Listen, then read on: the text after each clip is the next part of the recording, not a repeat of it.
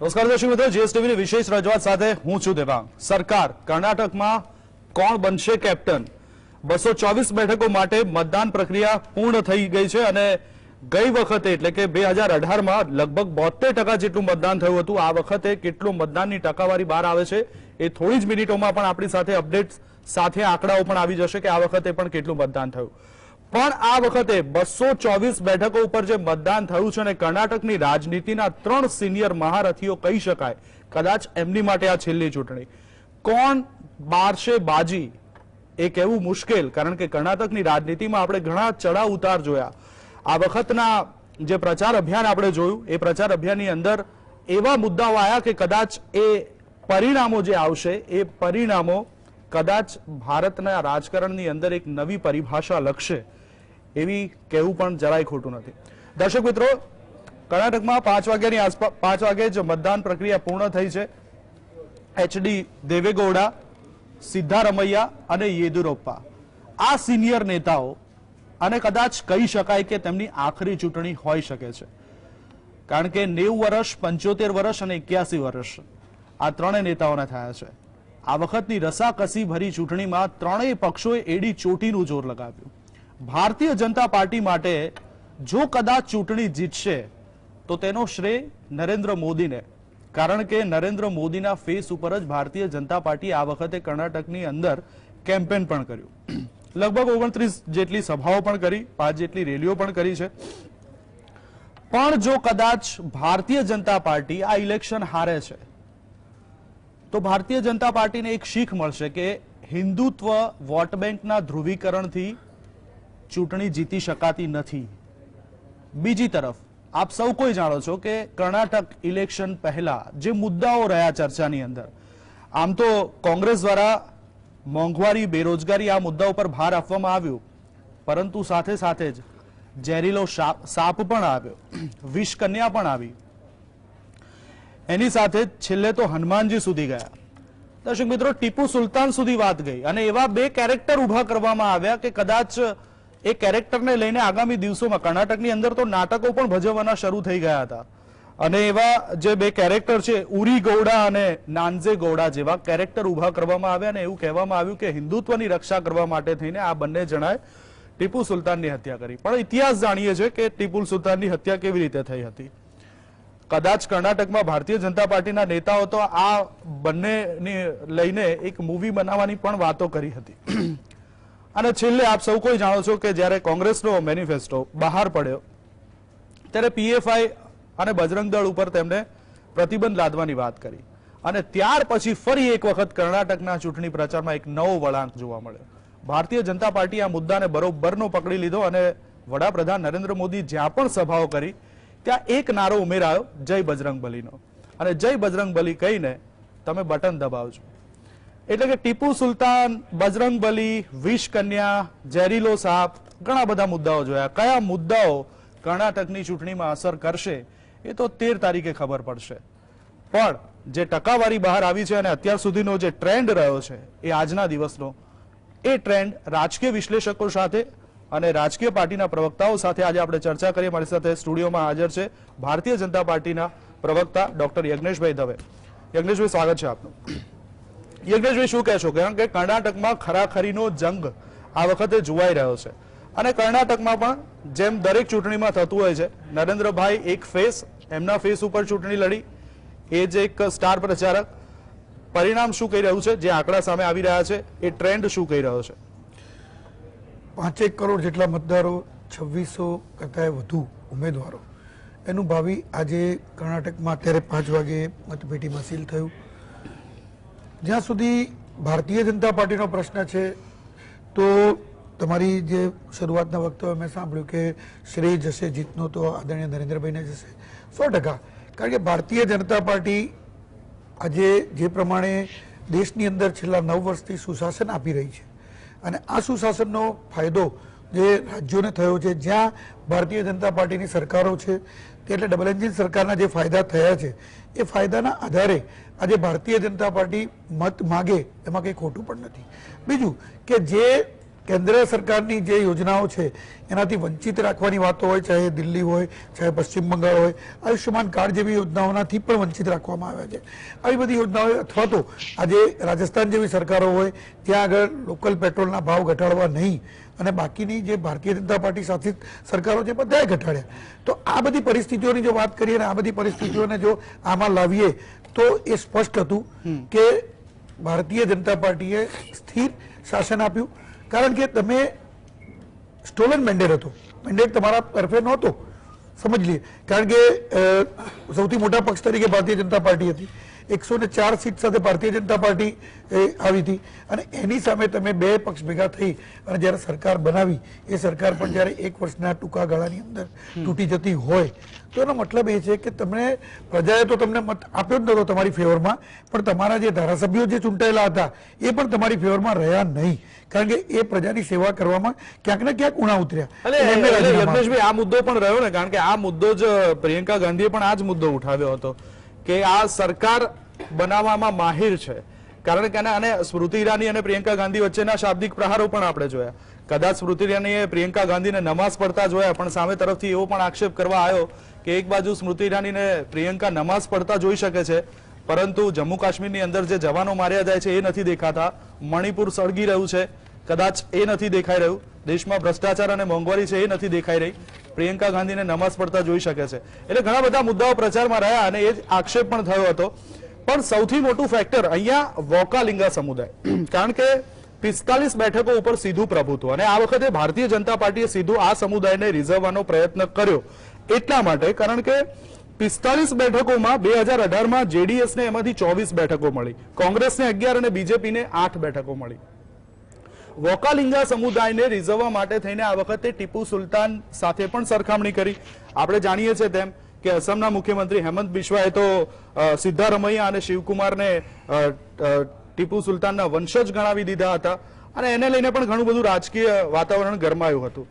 આ સમુદાયની અંદર અને આપણે જાણીએ છીએ કે હનુમાનજીનો કનેક્શન કર્ણાટક સાથે જોડાયેલું છે, કહેવાય છે કે ત્યાં એમનો જન્મ થયો છે અને એને કારણે થઈને આ બધા મુદ્દાઓ પણ આવ્યા છે.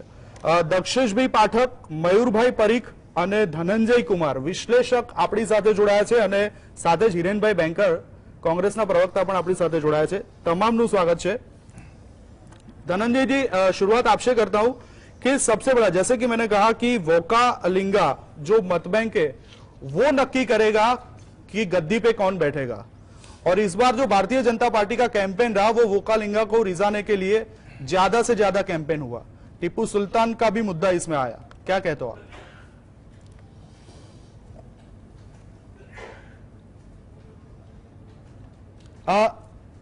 सर जी, आपका अनम्यूट कीजिएगा आपका डिवाइस. जी थैंक यू जी. जो विधानसभा के चुनाव होते हैं उसमें स्थानीय मुद्दे और स्थानीय उम्मीदवार दो महत्वपूर्ण बिंदु होते हैं, और स्थानीय मुद्दों से भी ज्यादा महत्वपूर्ण हो जाता है स्थानीय उम्मीदवार, जो आपने वोकालिंगा की बात कही. और वोकालिंगा के बहुत महत्वपूर्ण जो है व्यक्ति माने जाते हैं डी शिव कुमार जी. तो मुझे लगता है कि हालांकि जय बजरंगबली भी कुछ काम तो करते ही हैं, चूंकि धर्म को लेकर के हमारे देश में इतना पागलपन है, जाति को लेकर के इतना पागलपन है कि हमारे मुद्दे पीछे छूट जाते हैं. हम जो है अपने उन कैंडिडेट को वोट देना पसंद करते हैं जो हमारी जाति के हैं. ये पूरे देश में है, कर्नाटक भी इससे बहुत अलग नहीं है. इसलिए बार बार जब भी देखिए हम लोग चुनाव पे चर्चा करते हैं तो वहां पे ये दो चर्चा जरूर होती है, लिंगायत किधर है, वोकालिंगा किधर है. तो लिंगायत जो है येदियुरप्पा के साथ है या लिंगायत जो है कांग्रेस के साथ है, ये लगातार चल रहा है. बिल्कुल. और मुझे लगता है कि इस बार लिंगायत जो है कांग्रेस के ही साथ है, चूंकि जगदीश शेट्टार भी इनके साथ आए हुए हैं. लेकिन मोदी जी में करिश्मा पाया जाता है. मोदी जी एकदम बदल देते हैं खेल को. अचानक जो है वो ये कह के रोने लगते हैं कि 91 जो है गालियां मुझे मिली, ये कहने लगते हैं कि जय बजरंगबली को बंद करने की बात की जा रही है. आप जो आरती की जो या हनुमान चालीसा पढ़ने की बात की जा रही थी, क्यों की जा रही थी? पूरी आरएसएस की राजनीति या बीजेपी की राजनीति धर्म केंद्रित है. धर्म के बिना इनका जीवन नहीं है. हालांकि धर्म को ये मानते नहीं है, क्योंकि हिंदू धर्म को मुझे लगता है इन्होंने बदनाम किया है. चुनावों में इस तरह से बजरंगबली को ले आना और उनके नाम पे झूठ बोलना. क्या कांग्रेस ने ऐसा कुछ कहा कि बजरंगबली का की जय जयकार यहाँ नहीं होगी? क्या ऐसा कहा कि हनुमान चालीसा का पाठ करना यहाँ बैन करेंगे? ऐसा कुछ नहीं कहा। नॉर्मल कहा कि जो बजरंग दल या जो पीएफआई है उनको हम बैन करेंगे। क्यों बैन करेंगे? इसलिए कि ये फसाद करने के अलावा कुछ नहीं करते। बिहार में देख लीजिए, बिहार में जो बिहार शरीफ में और सासाराम में जो दंगे हुए कुछ दिन पहले, यानी पिछले महीने कह लीजिए, उसमें बजरंग दल के लोग सीधे सीधे शामिल थे। कई लोग पकड़े गए उसमें, जो लोकल कन्वेनर थे नालंदा के वो पकड़े गए। तो इनका एजेंडा कंप्लीटली यही रहता है कैसे दंगे कराए जाएं। लेकिन मुझे लगता है उत्तर भारत से, यानी हिंदी पट्टी जो है उससे दक्षिण भारत अलग है, और दक्षिण भारत के लोग जो है धर्म से ज्यादा जो है स्थानीय मुद्दे या जातीय अपनी पहचान को बड़ा वैल्यू देते हैं। इसलिए हमेशा हम बोका लिंगा और लिंगायत की बात करते रहते हैं। लेकिन महत्वपूर्ण पहलू जो है महंगाई भी है, और महत्वपूर्ण बिल्कुल धनंजय जी, बहुत सारे मुद्दे ऐसे थे जो महत्वपूर्ण है, लेकिन शायद इस बार राजकीय पार्टियों ने वो मुद्दे ध्यान में नहीं ले। शायद जहरीले सांप या विषकन्या या गालियों वाले मुद्दे इस बार बहुत सारे चर्चा में आए। મયુરભાઈ શું કહેશો? કારણ કે જેમ વોકાલિંગાની વાત નીકળી છે અને આ સમુદાય નક્કી કરે છે, આ સમુદાય કિંગ મેકરની ભૂમિકા। હવે સવાલ એ છે કે 2018માં મેં કીધું એમ કે 45 સીટો ઉપર વોકાલિંગાનું પ્રભુત્વ છે। નક્કી એ કરશે કે ગાદી ઉપર કોણ બેઠશે। વોકાલિંગા સમુદાય એટલે કે દક્ષિણ કર્ણાટકમાં માંડ્યા છે, હસન છે, મૈસૂર છે, જે બેંગલુરુ ગ્રામ્ય છે, કોલર, ચિકમંગલુર છે, આ સમુદાયના મતદારો જે છે એ પરિણામો ઉપર સીધી અસર કરી છે અને જેડીએસનું પ્રભુત્વ આની ઉપર રહેલું છે। હવે જેડીએસ જો સારું પરફોર્મ કરે તો કોંગ્રેસને સીધું નુકસાન છે। આ વખતે વોકાલિંગાને રીઝવવા માટે થઈને ભારતીય જનતા પાર્ટીએ પણ એડી ચોટીનું જોર લગાવ્યું છે। સિનારીઓ, આજના સિનારીઓ ઉપરથી શું લાગી રહ્યું છે મયુરભાઈ આપને? જો વોકાલિંગા સમુદાય હંમેશા જેડીયુ જે એમની પકડ હતી તે પહેલેથી મજબૂત હતી। તમે એ પોલિટિકલ પાર્ટીનું આખું કરિયર જોશો તો ઇટ્સ અ કમ્યુનિટી સ્પેસિફિક એ પાર્ટીનું પરફોર્મન્સ તમને દેખાશે। બીજી વસ્તુ કે 4% મુસ્લિમ મતદાતા, 4% મુસ્લિમ રિઝર્વેશનને ત્યાંની ગવર્મેન્ટે રદ કર્યું અને તેના સ્થાને જે વોકાલિંગા અને બીજો સમુદાય છે એમની વચ્ચે 2% તેની વહેંચણી કરી નાખી। આ ઉપરાંત બજરંગ બલીનો મુદ્દો જે છે એ ચૂંટણી દરમિયાન આવ્યો। એટલે ભાજપની રણનીતિ બહુ સ્પષ્ટ કે જે જગ્યાએ તેમને ડેન્ટ લાગ્યો હતો, માત્ર 8 સીટો મળી હતી 45માંથી, ત્યાં તેઓ કંઈક વધારે પ્રોગ્રેસ કરી શકે। અને બીજી તરફ એક મુદ્દો ચર્ચવાનો રહી ગયો કે કર્ણાટકા, તો કર્ણાટકામાં બજરંગ બલી દર વખતે ઇમ્પોર્ટન્ટ રોલ જે છે એ અદા કરે છે।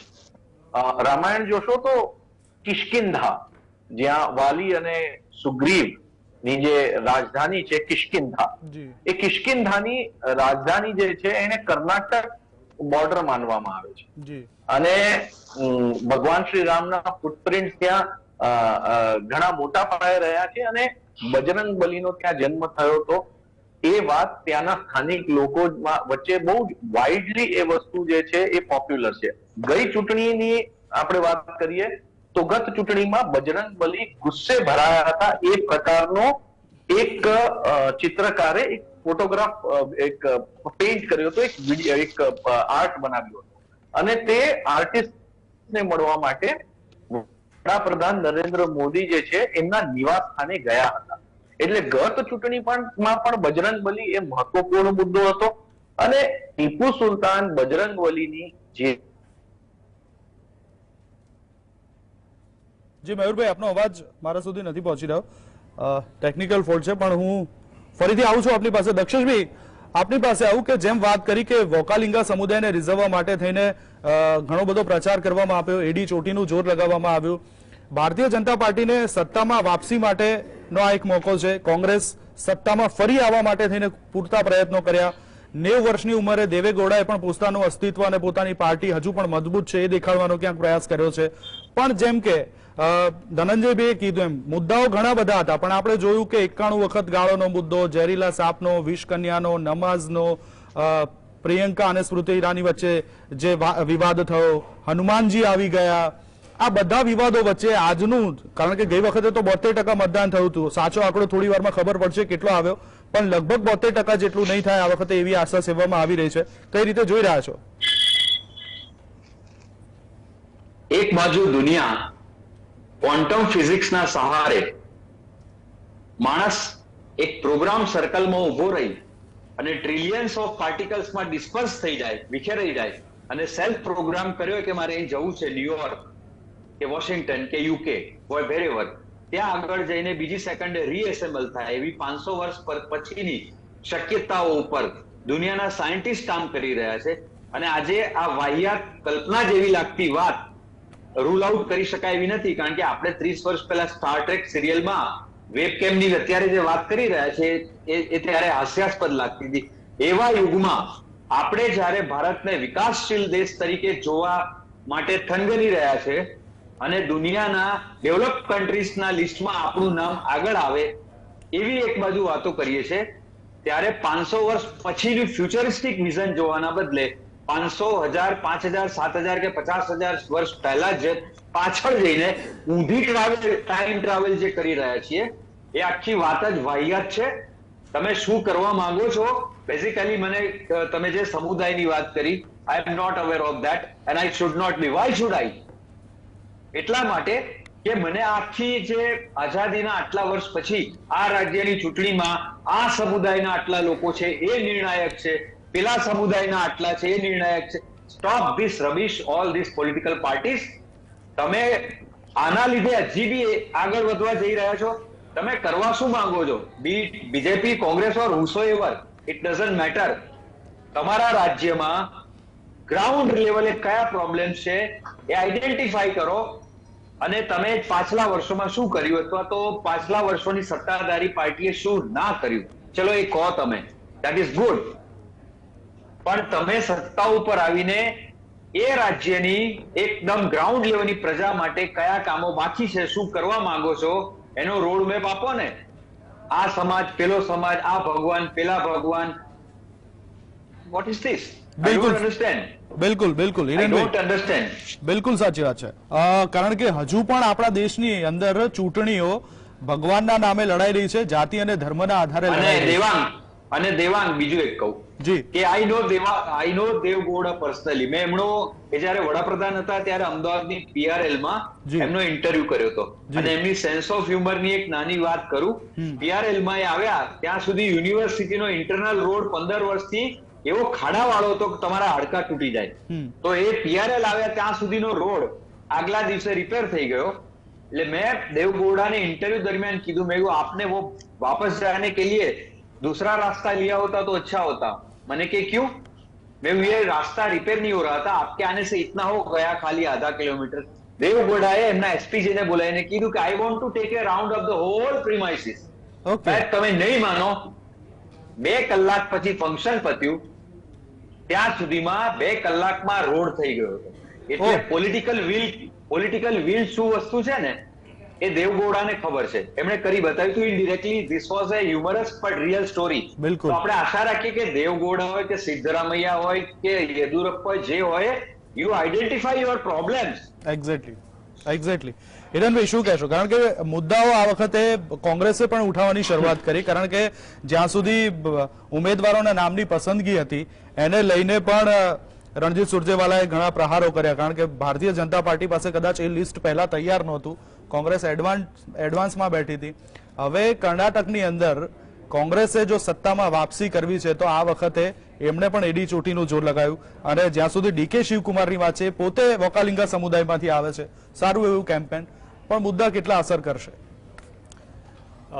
જે પ્રકારનું અત્યારે વાતાવરણ આપણી સામે જોવા મળી રહ્યું છે, ઉમળકાભેર લોકો અત્યારે વોટિંગ કરી રહ્યા છે, એ સ્પષ્ટ બતાવે છે કે 40% કમિશનની સરકાર મુક્ત આ વખતે થવાની છે અને પ્રગતિશીલ કર્ણાટક માટે આ વોટિંગ થઈ રહ્યું છે. દક્ષેશભાઈ બહુ સારી વાત કરી કે મુદ્દાધારિત થવી જોઈએ વાત. અને આખા કેમ્પેનમાં કોંગ્રેસ પક્ષે જે વાત કરી છે, અત્યારે લોકોની વચ્ચે એક જ સવાલ મૂક્યો છે કે તમારે સ્કીમ જોઈએ છે કે સ્કેમ જોઈએ છે. 40% કમિશનની આ સરકારને હટાવવા માટે લોકો કટિબદ્ધ બન્યા. અને મને આ તબક્કે આનંદીબેનની વાત યાદ આવે કે મારા ભાજપના કાર્યકર્તાઓ કોન્ટ્રાક્ટર બની ગયા છે. આ વાત એટલા માટે મારે અત્યારે યાદ કરાવવી પડે કે 40% કમિશનની વાત એ કર્ણાટકમાં એટલી જોરોશોરોમાં ચાલી છે. ત્યાંના બીજેપીના કાર્યકર્તા સંતોષ પાટીલ એ 40% કમિશન ના આપવું પડે એના માટે સુસાઇડ કરી દીધું સાહેબ. આટલે સુધીને માગી કોણ રહ્યા હતા? બીજેપીના MLA માગી રહ્યા હતા. આવી પરિસ્થિતિમાં લોકો એટલા ત્રસ્ત બન્યા છે કે ત્યાંના કોન્ટ્રાક્ટરોએ પોતાના લેટર પેડ પર લખીને આપ્યું કે તમે આ વખતે આ એટલી હદ સુધી કરપ્શન આગળ વધ્યું છે કે હવે આનાથી મુક્તિ ચાહીએ. એટલા we are fighting against the corruption, આવું લેખિતમાં એમણે લખ્યું અને એમ કીધું આ પ્રમાણે જોઈ કન્સાઇઝલી વોટ કરજો તમે. આ સ્પષ્ટ બતાવે છે કે આખી ત્યાં પરિસ્થિતિ કેવી છે. બીજી વાત હું તમને એ કરું કે જે ખરેખર એમને જે ગયા વખતે જે વાયદાઓ કર્યા હતા એ 600 જેટલા વાયદાઓ હતા. પણ હિરેનભાઈ, જગદીશ શેટ્ટાર જેવા મહારથીને લઈને શું એને પણ કોંગ્રેસને કોઈ ફાયદો થશે? નહીં, ફાયદો કોંગ્રેસને થાય કે સેટઅપને થાય એના કરતા ફાયદો કર્ણાટકને થવો જરૂરી છે સાહેબ. કર્ણાટકને શું ફાયદો થશે એ જોવાની જરૂર છે. 40% કમિશનથી આપણે મુક્તિ કરાવી છે કે સેટઅપને આપણે કોઈ પદ અપાવવું છે? મુખ્ય મુદ્દો એ છે કે 40%નું કમિશનની વાત એ 40% ખરેખર કર્ણાટકની જનતાના ખિસ્સામાં જવા જોઈએ, એને પ્રગતિશીલ કાર્યમાં જવા જોઈએ, નહીં કે બીજેપીના કોઈ નેતાને કે મુખ્યમંત્રીના ખિસ્સામાં જવા જોઈએ. વાત એટલી જ છે કે અત્યારે પણ જે પણ વાત મૂકવામાં આવી, હું તમને એ જ કહી રહ્યો છું કે મેનિફેસ્ટોમાં ગયા વખતે એમને 600 જેટલી અલગ એમને વાયદાઓ કર્યા હતા.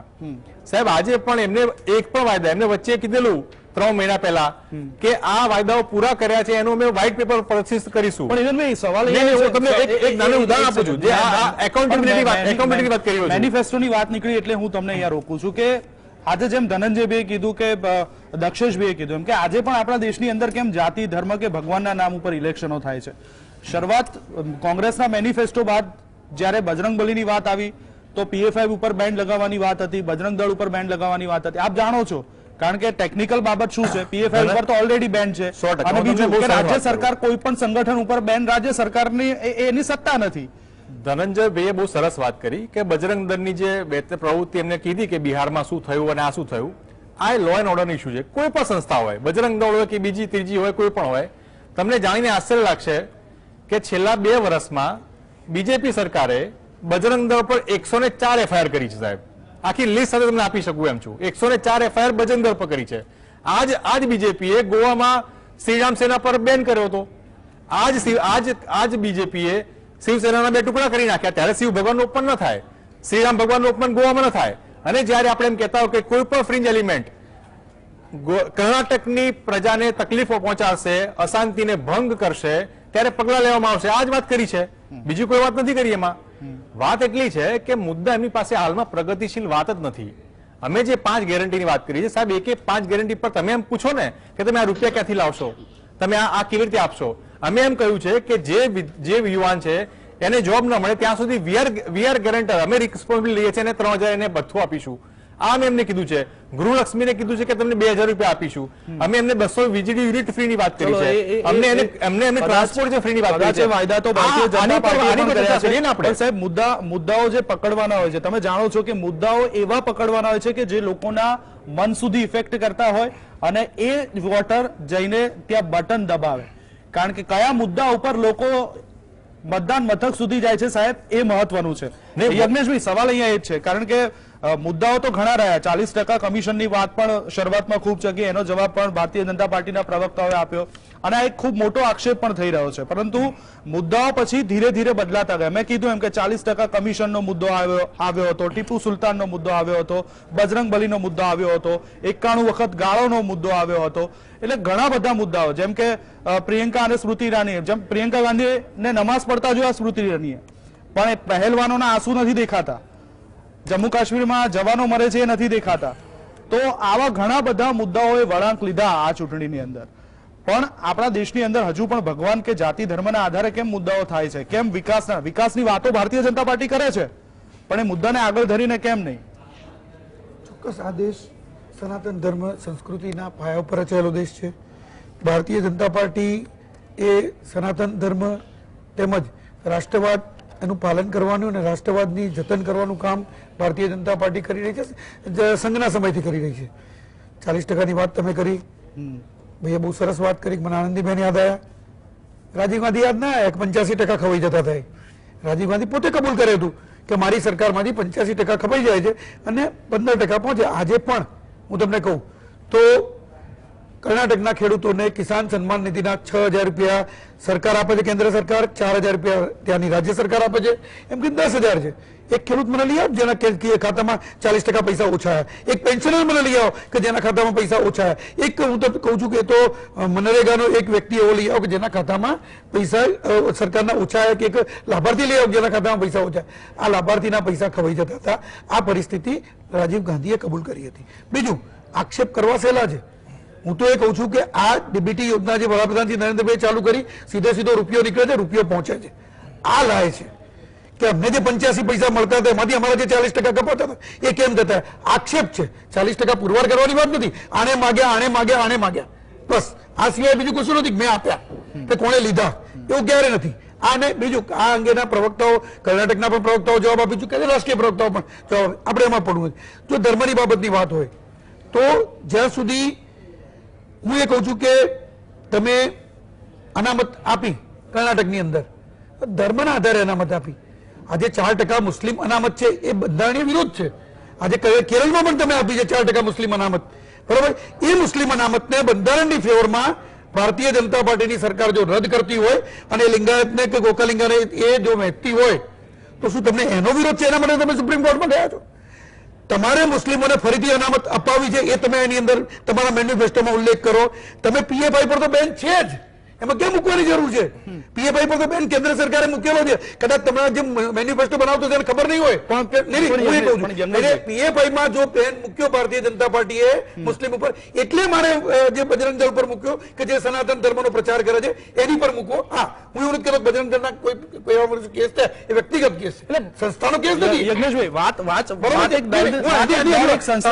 તમે જયારે વાત કરો છો આ બધી, તો આ ફેવરમાં જે તમારો મેન્યુફેસ્ટો છે ને, એવું તો આક્ષેપ ચોક્કસ કરું છું કે કેરળના મુસ્લિમ લીગના મેન્યુફેસ્ટોની કોપી પેસ્ટ છે, બરોબર છે. તમે પોતે કબૂલ કરો કે ના અમારા મુસ્લિમોને ફરીથી અનામત અપાવી છે. તમે કેમ શું કરો?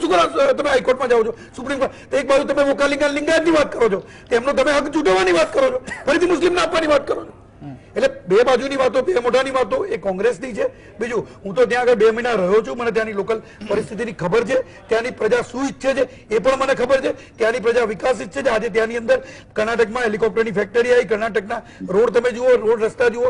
આજે કર્ણાટકની અંદર યજ્ઞેશભાઈ, કર્ણાટક સમૃદ્ધ જ છે, કારણ કે ભારતની અંદર કર્ણાટક એવું સ્ટેટ છે કે જે second highest tax payer state આપણે ગણી શકાય. એના પછી ગુજરાતનો નંબર આવે છે. એટલે વિકાસની વાત કરીએ તો વિકાસની વિકાસની ટ્રેનમાં આપણા કરતા આગળનો ડબ્બો એમનો છે. ચલો, ઘણા બધા મુદ્દાઓ ઉપર આપણે ચર્ચા કરવી. સરકાર કર્ણાટકમાં કેપ્ટન કોણ બનશે તેની ઉપર ચર્ચા ચાલી રહી છે, અને બ્રેક પહેલા જે વાતો થઈ, બ્રેક પછી એક સવાલ અહીંયા એ ઉઠી રહ્યો છે કે મુદ્દાઓ ચલો ઘણા બધા જોયા આ વખતે અને મુદ્દાઓ બદલાતા પણ રહ્યા, પણ સીધી વાત જો કરવામાં આવે 224 બેઠકો છે તો 2018 ની અંદર 110 બેઠકો ઉપર બીજેપી અને કોંગ્રેસ વચ્ચે સીધી ટક્કર હતી. સાથે 29 બેઠકો ઉપર કોંગ્રેસ અને જેડીએસ વચ્ચે સીધી ટક્કર હતી અને 75 જેટલી બેઠકો એવી હતી કે જ્યાં ત્રિપાખ્યો જંગ આપણને જોવા મળ્યો હતો અને પરિણામ પછી બધાની સામે હતું. આ વખતે સિનારિયો કેવો છે? તો धनंजय जी, मैं आपसे वही पूछना चाहूंगा कि अगर त्रिपाखिया जंग यानी कि त्रिशकु विधानसभा होती है तो जेडीएस किंग मेकर की भूमिका में आता है और जेडीएस अच्छा परफॉर्म करता है तो कहा जाता है कि कांग्रेस को नुकसान होता है. इस बार का सिनारियो आप कैसे क्या कहते हो इस बार के सिनारियो के बारे में? ये पिछली बार जो स्थिति थी उसमें त्रिशंकु बनी, इस बार वैसी स्थिति नहीं लग रही है. इसलिए नहीं लग रही है तो इसकी 2 वजह हैं. एक वजह यह है कि कांग्रेस बहुत मजबूती से लड़ी है, एक वजह.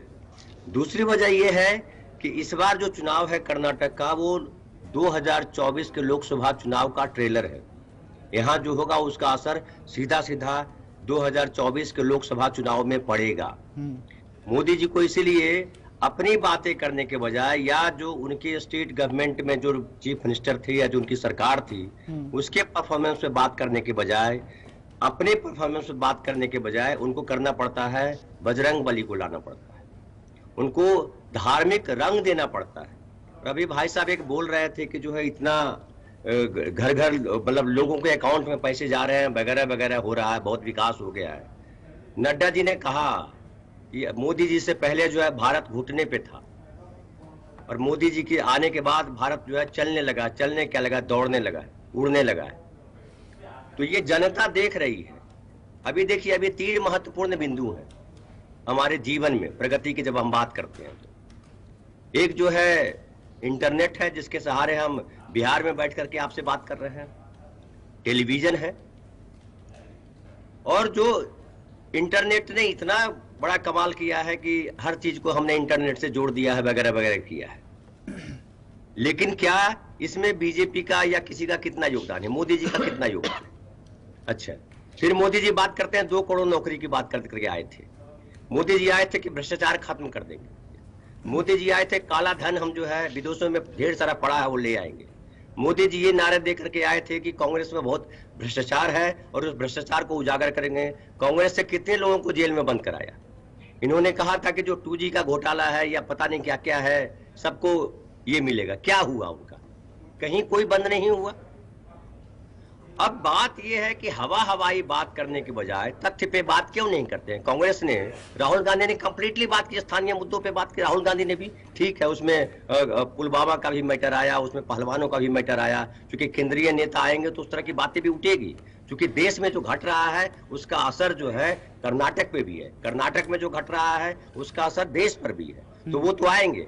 लेकिन मूल मुद्दा है कि वहाँ शिक्षा व्यवस्था क्या है, वहाँ यातायात व्यवस्था क्या है, वहाँ स्वास्थ्य व्यवस्था क्या है, वहाँ महंगाई कैसी है, वहाँ लोगों का जनजीवन कैसा है, कितना आसान है जीवन उनका, कितने आसानी से उनको जीवन गुजारने में सहायता मिल रही है कि नहीं मिल रही है। ये इंपॉर्टेंट मुद्दे हैं।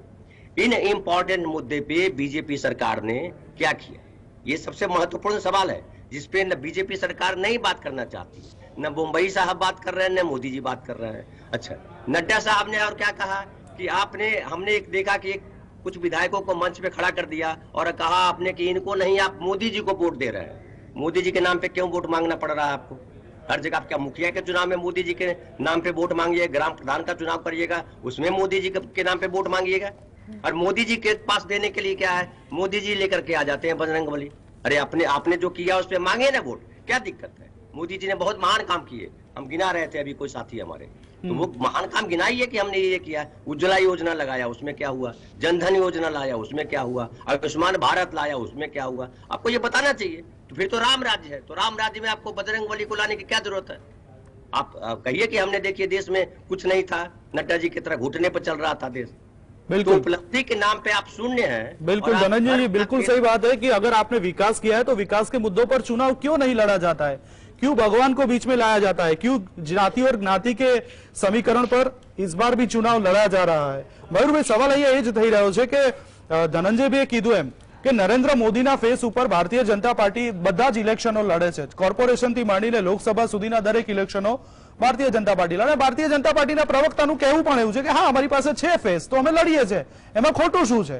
પણ સવાલ એ છે કે જો ભારતીય જનતા પાર્ટી કર્ણાટકની અંદર જો ચૂંટણી જીતે છે તો શ્રેય નરેન્દ્ર મોદીને, પણ જો હારે છે તો એક શીખ તો મળશે કે હિન્દુત્વના મતોનું ધ્રુવીકરણ કરીને ચૂંટણી ન જીતી શકાય। શું કહેશો? ના, આવું બિલકુલ નથી। એટલે મારું વ્યક્તિગત રીતે એવું માનવું છે કે હિન્દુત્વના નામે આજે પણ વોટ પડે છે। તમે કોઈ પણ સ્ટેટની વાત કરો, હવે આજે મતદાનનો દિવસ હતો, મતદાન અત્યારે લગભગ પૂરું થવામાં છે, બપોરે 3 વાગ્યા સુધી 52% મતદાન થયું છે। અને વડાપ્રધાન નરેન્દ્ર મોદીએ રાજસ્થાનમાં જઈ અને નાથદ્વારામાં શ્રીનાથજી ભગવાનના દર્શન કર્યા, જે બધી ચેનલ ઉપર હેડલાઇન સ્વરૂપે ચાલુ હતું।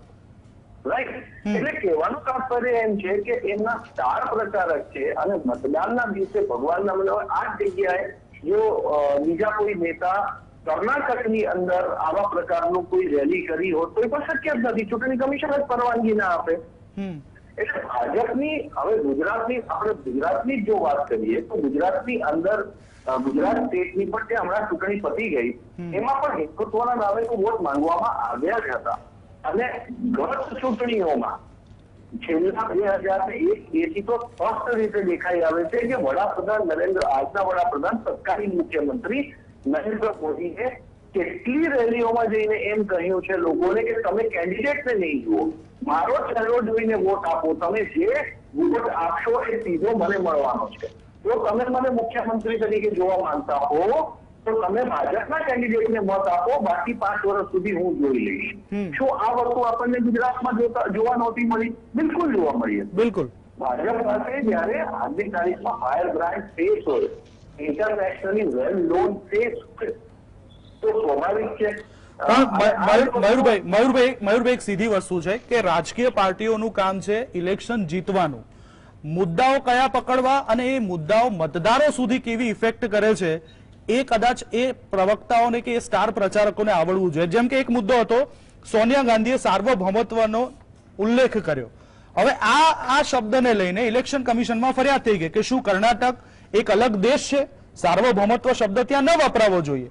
તો સાહેબ આ જે પ્રચાર અને પ્રચારની ટેકનિકો છે એ લોકો સુધી કેવી રીતે પહોંચાડવી? શું એ રાજકીય પાર્ટીઓ કદાચ એનો દુરુપયોગ કરી રહ્યા છે? ખરેખર જે મુદ્દાઓ હોય એની ઉપર અત્યારે ચૂંટણી નથી લડાતી અને આવા મુદ્દા એટલે કે આક્ષેપ પ્રતિ આક્ષેપની રાજનીતિ કરીને લોકોને ગુમરાહ કરાઈ રહ્યા છે? બિલકુલ. આજની તારીખમાં મુંબઈ શહેર હોય, ગાંધીનગર હોય કે દિલ્હી હોય, જે કમનસીબી આપણે એવું કહી શકીએ છીએ કે આ દેશની કમનસીબી છે કે ઇમોશન્સના નામે વોટ પડે છે. એટલે ઘણી વાર ક્વોલિફાઈડ કેન્ડિડેટ પણ ચૂંટાઈને નથી આવતા અને નોટ ડિઝર્વિંગ જે કેન્ડિડેટ્સ હોય છે તેઓ ચૂંટણી જીતીને આવતા હોય છે. સર્ટેનલી આ આખા દેશમાં થયું છે અને એ જ વસ્તુ કર્ણાટકમાં પણ જોવા મળશે. દક્ષિણભાઈ, આપ શું કહેશો?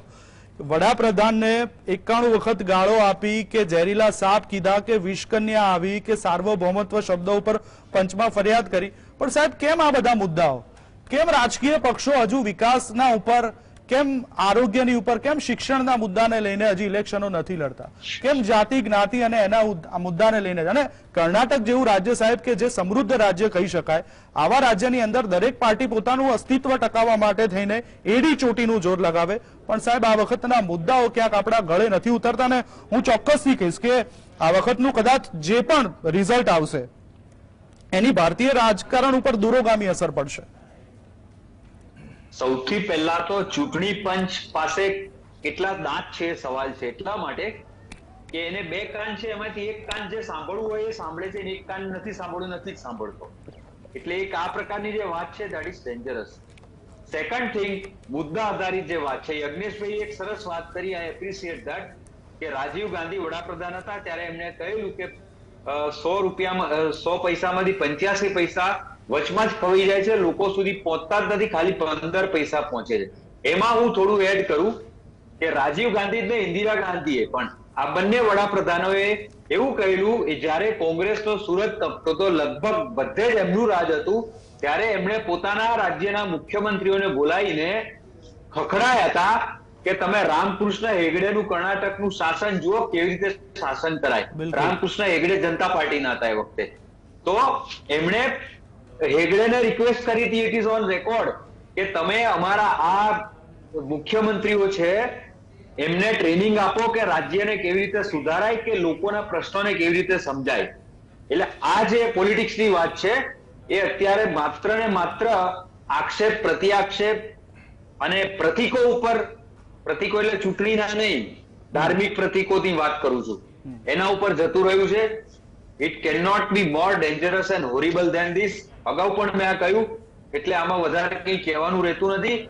અને સૌથી પહેલા તો ઇલેક્શન કમિશનરે પોતાનું અસ્તિત્વ જો બતાવવું હોય તો જે કોઈ પણ આડું ઓળું બેફામ બોલે એ તમામ સામે ઇક્વલી પગલા ભરો તો તમારું વજૂદ છે. બાકી તો પછી આવીને આવી રીતે ચૂંટણીઓ લડાતી રહેશે અને મારા ખ્યાલથી 10 વર્ષ પછી ભારતમાં ચૂંટણીઓ કદાચ રિઝલ્ટ પહેલા જ ડિક્લેર થઈ જશે, પરિણામ કે આ વિસ્તારમાં આ ઉમેદવાર આ જ્ઞાતિનો છે, એની જ્ઞાતિના આટલા અહીંયા મતદારો છે, પેલાના આટલા છે, રિઝલ્ટ આવી ગયું, જાઓ ભાઈ. એટલે I think we are heading towards a dark zone. This is very dangerous. આશા રાખીએ કે આમાંથી આપણે જોવા ના પડે. અને દેવાંગ, બીજો એક ક્રોસ રેફરન્સ આ વિષય સિવાયનો આપી દઉં. હમણાં જે ફટાકડાની ફેક્ટરીમાં આગ લાગવાની તમે જે ઘટનાની વાત કરી, ગુજરાતીમાં ઘણા એક શબ્દ છે નવરી બજાર. ઘણા બધા એવા હોય છે કે જેને કઈ કામ ધંધો હોતો નથી અને બેઠા બેઠા આ પ્રકારની જે સિક્યોરિટી એજન્સીઓ છે એના સ્ટાફના પગારની ગણતરી કરે છે કે ફાયર બ્રિગેડ વાળાને વર્ષે કેટલો પગાર મળે છે, એ દિવસનો ભાગાકાર કરો તો દિવસના કેટલા થયા અને વર્ષમાં કેટલી આગ લાગી, તો પછી બાકીના 364 દિવસનો પગાર મફતનો ખાધો. સાહેબ, આ લોકોનું વજૂદ 1 કલાક 1 દિવસનું હોય છે. એટલે આવા લોકોને આ પ્રસંગે ખાસ કહેવાનું કે જો તમને એમનો 364 દિવસનો પગાર, સવાલ વજૂદની વાત છે, એક જીનિયસનું વજૂદ જીનિયસના ટાઈમે જ લાગે. જેને વાંધો હતો 364 દિવસનો, એને પકડી અને અત્યારે ફાયર બ્રિગેડ જે 25 ગાડીઓ ગઈ છે ને, ત્યાં ફાયર બ્રિગેડના જવાનોની જોડે એસ્બેસ્ટોસનો સૂટ પહેરાઈને અંદર સળગે ત્યાં મોકલો. એક્ઝેક્ટલી, બિલકુલ સાચી વાત છે. દક્ષેશભાઈ, ઇલેક્શન ઉપર પાછા આવે તો આ વખતે જે મહારથીઓએ પાર્ટી છોડી અને નારાજગી બતાવી, એનું કદાચ નુકસાન થઈ શકે છે. કારણ કે આ જે રીતના કેમ્પેન થઈ રહ્યું કર્ણાટકની અંદર, વડાપ્રધાને પોતે 29 સભાઓ કરી, 6 થી 7 જેટલી રેલીઓ કરી, એ જોતા આ વખતે ક્યારે ભારતીય જનતા પાર્ટીએ પોતાની સત્તા ટકાવી રાખવા માટે પણ એડી ચોટીનું જોર લગાવ્યું, અને જે સિનિયર નેતાઓ પાર્ટીનો છેડો ફાડીને ગયા, એ ક્યાંક ડેમેજ કરી શકે છે. વડાપ્રધાનની દેવાંગ, જી આ જી માત્ર જી દક્ષિણભાઈ આવું આપની પાસે, હું યજ્ઞેશભાઈને પૂછીને આવું આપની પાસે. વડાપ્રધાનશ્રીએ લગભગ 8 જેટલી નાની મોટી રોડ શો કર્યા, તેમજ 20-22 જેટલી રેલી, એટલે આપણે અહીંયા રેલી કહીએ ત્યાં સભા, ત્યાં રેલી કહે છે, આપણે સભા કહીએ છીએ, એ જાહેર સભાઓ કરી. પરંતુ આ બધાના હું કોર્ડિનેટર તરીકે હતો પીએમના બધા કાર્યક્રમોના, પરંતુ એટલું મેં જોયું, દેવાભાઈ નજીકથી જોયું છે કે જે વ્યક્તિઓ એવા હતા, તમને ખબર છે કે વડાપ્રધાનશ્રીનો રોડ શો હોય તો જે જોવા આવેલા હોય છે એને પાણીની બોટલ પ્લાસ્ટિકની પણ લાવવા દેવામાં નથી આવતી, સુરક્ષાના કારણોસર. કારણ કે કોઈ ફેંકે કે કંઈ થાય તો એના કારણસર નથી લાવવા દેવામાં આવતી, કે અંદર કોઈ પીણું અથવા તો કોઈ એસિડ ભરીને ફેંકે, આ ઘણું બધું થતું હોય છે, એટલે એ નથી. પરંતુ એવા વ્યક્તિઓ હતા કે જે વ્યક્તિઓ ભારતીય જનતા પાર્ટીના કાર્યકર નહોતા, એવા વ્યક્તિ હતા કે જે આજે 70 કે 80 વર્ષની ઉંમરના હતા, એવા વ્યક્તિઓ 3 કલાક સુધી રોડ ઉપર ઉભા રહીને માત્ર વડાપ્રધાનની એક ઝલક જોવા માટે ઉભા હતા, અને એ ત્યાં જોઈને ખુશ થતા હતા. આવી વ્યક્તિઓ પણ મેં નજરે નિહાળી છે ત્યાં આગળ. એટલે આજે એક વ્યક્તિ કેમ આવે છે ત્યાં આગળ કે જે ડબલ એન્જિન સરકારના ફાયદા કર્ણાટકને મળ્યા છે, એનો ક્યાંક ને ક્યાંક નાનો મોટો ફાયદો એ વ્યક્તિને મળ્યો છે, અને જેના કારણે આજે વડાપ્રધાનશ્રીને નિહાળવા માટે ખાલી 3 કલાક ઉભા રહેતા. એ બિલકુલ ચલો, વડાપ્રધાન છે, વડાપ્રધાનનો કાફલો આવે છે, હવે વડાપ્રધાનને જોવા આવે છે કે એમના કાફલાને જોવા આવે છે કે એમની ગાડીને જોવા આવે છે કે એમના સુરક્ષા કર્મીઓ જે સૂટ પહેર્યો છે એ બધું જોવા આવે છે, એ તો આપણે સાહેબ કેવી રીતે જાણી શકીએ? ચોક્કસ, કારણ કે આપના જેવા ઘણા બધા ક્યુરિયોસિટીનો અંત લાવું છું કે આપના જેવા મીડિયા બધાએ ત્યાં સવાલ પણ લીધા હતા અને ઇન્ટરવ્યુ ટીવી પર પ્રસિદ્ધ પણ થયા છે કે લોકો કોને જોવા. આપણે પડવું નથી. સવાલ એ છે કે એ લોકો મતદાન મથક સુધી કેટલા ગયા છે અને કોને મત આપ્યો છે, સવાલ અહીંયા થયો છે. જી જી જી દક્ષેશભાઈ, પ્લીઝ કન્ટિન્યુ. દેવાંગ, હું એ કહેતો હતો કે કર્ણાટકની ચૂંટણી રાજીવ ગાંધીના સસ્પેન્શન પછી પહેલી ચૂંટણી છે. એક પોલિટિકલ અવેકનિંગ, એક યંગ મતદાર આ ઘટનાને કઈ રીતે જુએ છે એનું પણ પ્રતિબિંબ આ ચૂંટણીમાં પડશે, જેનું લાર્જર પ્રતિબિંબ 2024માં પડવાનું છે. એટલે એ રીતે આ ચૂંટણી મહત્વની છે. બીજું કે ભારત માટે જેમણે ગોલ્ડ મેડલ જીત્યા છે ઓલિમ્પિક્સમાં, એવા કુસ્તીબાજો જ્યારે મોલેસ્ટેશનના આક્ષેપ સામે કુસ્તી સંઘના પ્રમુખ સામે આંદોલન ઉપર ઉતરે, ભૂખ હડતાલ ઉપર ઉતરે, ધરણા કરે, એની સામે સત્તાધીશોનું અકળ નહીં, મીંઢું, આઈ રિપીટ, મીંઢું મૌન, એનો પણ લોકો એને પણ ઓબ્ઝર્વ કરી રહ્યા છે. અને જો જવાબદાર હોય કે ના હોય, જ્યારે આટલા આક્ષેપો થાય, યુ હેવ ટુ રિમૂવ હિમ. જો નિર્દોષ તો પાછા લો ને, કોણ ના પાડે છે? તમારે કઈ બોલવું જ નહીં, તમારે કશું રિએક્ટ જ ના કરવું. અને 4000 બુલડોઝરો ત્યાં જાય એવી જયારે એના ફેવરમાં જયારે એક આખી ટોળી ઉભી થાય ત્યારે એને પણ રોકવું નહીં. I don't know where they are going, શું કરવા માંગે છે આ લોકો. આ બધી વસ્તુઓ આ જે મુદ્દાઓ છે. પછી સ્મૃતિબેનની તમે વાત કરી, 385 રૂપિયામાં બાટલો એમને ભારે લાગતો તો અત્યારે 1150 નો બાટલો હળવો લાગે છે. એટલે એકચ્યુઅલી શું છે દેવાંગ, કે કોંગ્રેસ એઝ એન ઓપોઝિશન બહુ પેથેટિક અને નેશનલ લેવલે બહુ નબળી પાર્ટી સાબિત થઈ રહી છે. આટલા મુદ્દા બીજેપી જોડે હોય ને, કોંગ્રેસના નેતાને કોઈને ઘરની બહાર ના નીકળે. પણ દક્ષેશભાઈ, હું હિરેનભાઈને એ જ પૂછવા માંગુ છું કે હિરેનભાઈએ શરૂઆતમાં કીધું કે અમારી પાસે 40% કમિશનનો મુદ્દો હતો. સાહેબ, તમારો આ મુદ્દો, રાહુલ ગાંધી આ મુદ્દો ઉઠાવે છે, તમારા પાર્ટીના અધ્યક્ષ કંઈક બીજો મુદ્દો લઈને આવે છે, બીજા કોઈ પ્રવક્તા ત્રીજો મુદ્દો લઈને, એટલે પાર્ટીની અંદર જ એક કોમ્યુનિકેશનનો ગેપ જોવા મળી રહ્યો છે. ઝેરીલા સાપ જેવી વાતો નીકળે છે, વડાપ્રધાનને એમના પુત્ર દ્વારા અપશબ્દો કહેવા, તો સાહેબ આ ક્યાંક ડેમેજ કરી શકે છે. ચોક્કસપણે જે કર્ણાટક ઇલેક્શનની વાત છે એમાં વેરી મચ ક્લિયરલી કે 40% કમિશનની સરકાર ને કેમ કરીને ઘર ભેગી કરવી, કરપ્શન મુક્ત કર્ણાટક બનાવવું, એ સિંગલ પોઈન્ટ એજન્ડા પર અત્યારે વાત થઈ હતી. કોઈ પણ જગ્યાએ ક્યાંય પણ બીજા કોઈ મુદ્દાની વાત આપણે નથી. અને બીજી વાત કરી કે જે કોંગ્રેસ પક્ષ કરવા માંગે છે, પણ હિરેનભાઈ, હું એ જ કહું છું કે ચલો 40% કમિશન રાહુલ ગાંધીએ મુદ્દો ઉઠાવ્યો, પ્રિયંકા ગાંધીએ કેટલી રેલીઓમાં 40% કમિશનનો મુદ્દો ઉઠાવ્યો, ખડગે સાહેબે કેટલી રેલીમાં ઉઠાવ્યો, સુરજેવાલાએ કેટલી રેલીમાં ઉઠાવ્યો. આજે પણ એટલે સાહેબ કોમ્યુનિકેશનનો ગેપ અહીંયા કેમ જોવાય રહ્યો? That is not communication gap. જી. દેવાંગભાઈ, આજે બધી વિગત જે અત્યારે પહેલવાનની વાત હોય કે પછી તમે અત્યારે વાત કરી રહ્યા છે કે ખડગેજી પર જે 41 કેસનો આરોપી વ્યક્તિ છે, જે ખડગેજીને એમ કહે છે કે એમને આખા પરિવારને મારી નાખીશની વાત હોય, આ તમામ મુદ્દા આખા દેશમાં પ્રસારિત એમને નથી થયા. એક્ઝેક્ટલી આ ધીસ ઇઝ મીડિયા સ્ટ્રેટેજી કોંગ્રેસે અપનાવી છે કે કોંગ્રેસની પોઝિટિવ વાત લોકો વચ્ચે મૂકવાની વાત થઈ છે. 40% કમિશનના બેનર આખા ગુજરાતમાં અને ગુજરાત કે કર્ણાટકમાં અને દેશમાં પણ અલગ અલગ જગ્યાએ કેમ્પેન કરવામાં આવ્યું. તો આજે પણ કર્ણાટકમાં 40% કમિશનની વાત એ દરેક લોકોના જીભે છે. ચલો જોઈએ છે અને કે બીજી વાત, એ નાની વાત ફરી પાછો સમયનો અભાવ છે. કમિશનની વાત જે કરી અને યજ્ઞેશભાઈએ ડીબીટી ની વાત કરી, તો ધ્યાન દોરવામાં આવ્યું કે ડીબીટી નરેન્દ્ર મોદી સાહેબે નહોતું કર્યું. 1 જાન્યુઆરી 2023 ના રોજ ડીબીટી લાવનારી કોંગ્રેસ પાર્ટી હતી. પણ હિરેનભાઈ, સવાલ એ છે, કરપ્શન ફ્રી કામગીરીની વાત, ડીકે શિવકુમારે 40% કમિશન ઉપર શું કીધું સાહેબ? જ્યારે નરેન્દ્ર મોદી બજરંગબલીનું વાત કરે છે ત્યારે મંદિરો બનાવવાની વાત કરે છે. સાહેબ તમે એક્શન ઉપર રિએક્શન આપી રહ્યા છો. હવે તમને વાત તો કહું, સાહેબ આ કોમ્યુનિકેશન મંદિર બનાવો તો કેમ ના ખોટા બનાવવા જ જોઈએ. એટલે સીધી વસ્તુ થાય છે.